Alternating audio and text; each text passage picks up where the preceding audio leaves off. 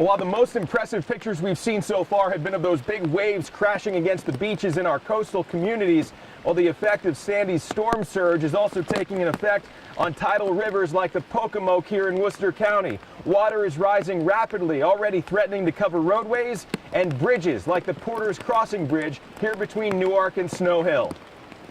From the back roads to the main roads like Route 113 in Worcester County, conditions were getting worse by the minute. In downtown Snow Hill, signs were already out warning drivers of high water and water on the roadways in an area where even lesser storms have been known to drive the Pocomoke River over its banks. Local residents were buckling down even more with the threat of Sandy. I'm getting a little gas, getting a little milk, getting ready to go. Water's already coming up here in Snow Hill. Here, right here, we're used to the water getting up pretty high. I don't plan on being out long because it's going to get worse as the day goes along, so get what I need and get back home. Well, we haven't even seen the worst of this storm yet, and already driving conditions have deteriorated pretty bad. I've got the waterproof camera up on the roof so you can see what I'm seeing. Yeah, the rain is going to cause visibility issues. The wind gust will push you from side to side a bit. There's debris out on the road like leaves and sticks. And check this out right here. This is becoming more common, I'm finding. Water from fields encroaching right onto the roadway. And that'll sneak up on you. Now, by 10 o'clock this morning, I'd already seen several situations like this where ponds on local farms have spilled over, creating bubbling brooks like this right along the roadway. And the more this happens, the more spillover onto the roads we'll have, and the more hazardous driving conditions and conditions in general will become. Woo. Reporting from Worcester County, I'm Mike Parker, WBOC News.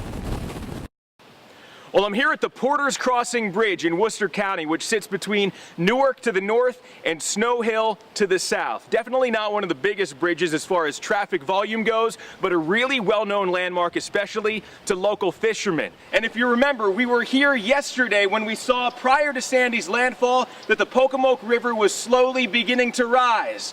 We'll take a look at it today. You can truly see what the hurricane's impact has been on tidal rivers like this.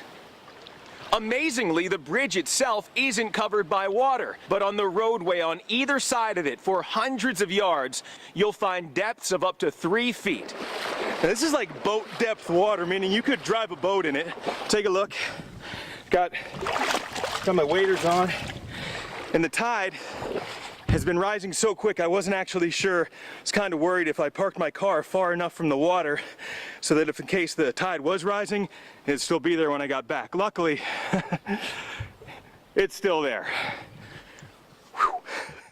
And good thing too, because this wasn't my only stop. In downtown Snow Hill, the Route 12 bridge crossing the Pocomoke was also closed to traffic as this living, natural river exceeded its banks.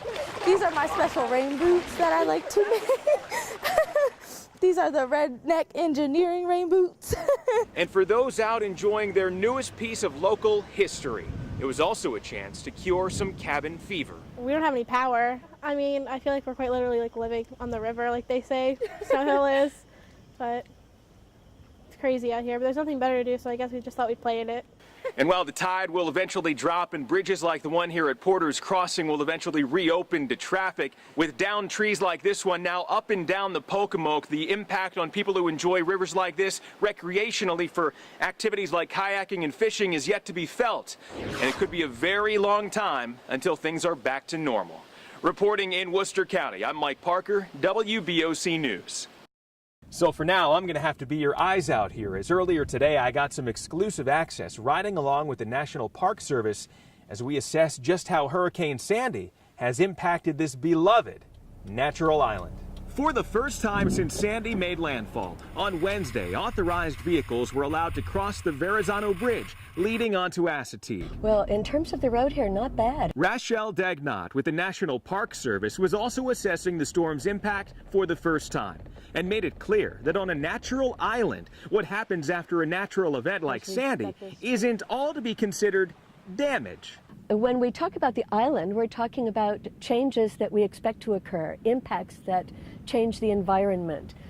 When we talk about our developed areas, we're talking about buildings. And boardwalks, like this one on the island's bayside, and this section of parking lot reduced to chunks. On our way to inspect the ocean side of the island, we see one of the encouraging signs we've been waiting for.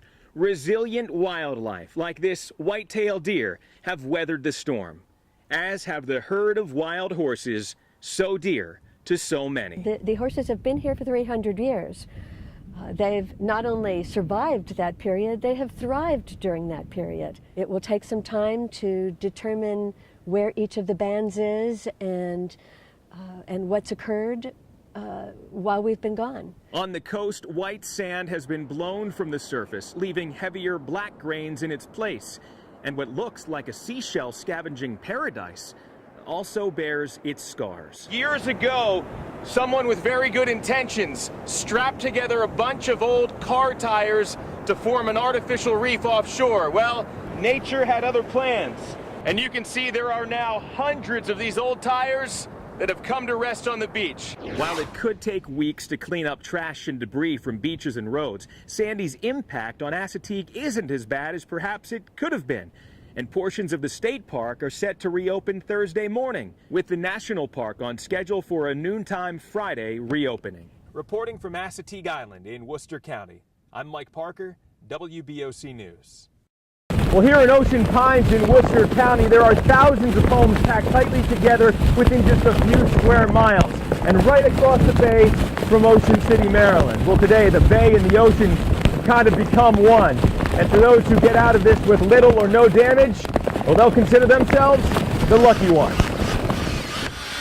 At Pines Point Provisions, a bait shop and deli, owner George Vitek continues to batten down the hatches as the outer bands of Hurricane Sandy now pound this property. Well, we've been boarding up and getting sandbags and stuff ready for, I don't know, most of the week. Yeah, we usually walk down this ramp to the piers, and now we're walking up, and there's about 5 feet of riprap that you can't see.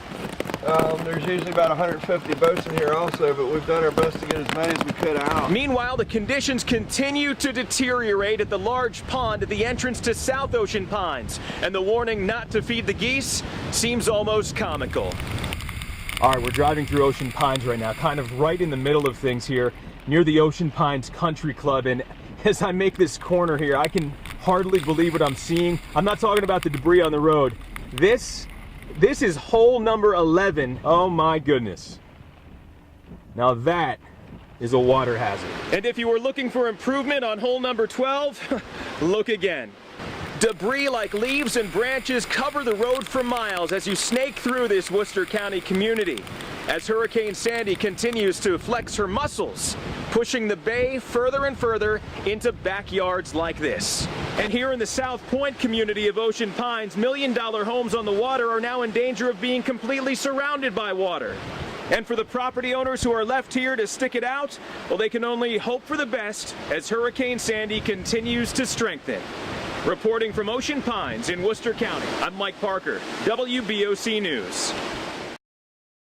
Well, here at Assateague Island National Seashore, preparations are underway to make sure the island is in as good a shape as it can be prior to Hurricane Sandy arriving. Meanwhile, local sportsmen are also out and about, taking advantage of some last-minute opportunities.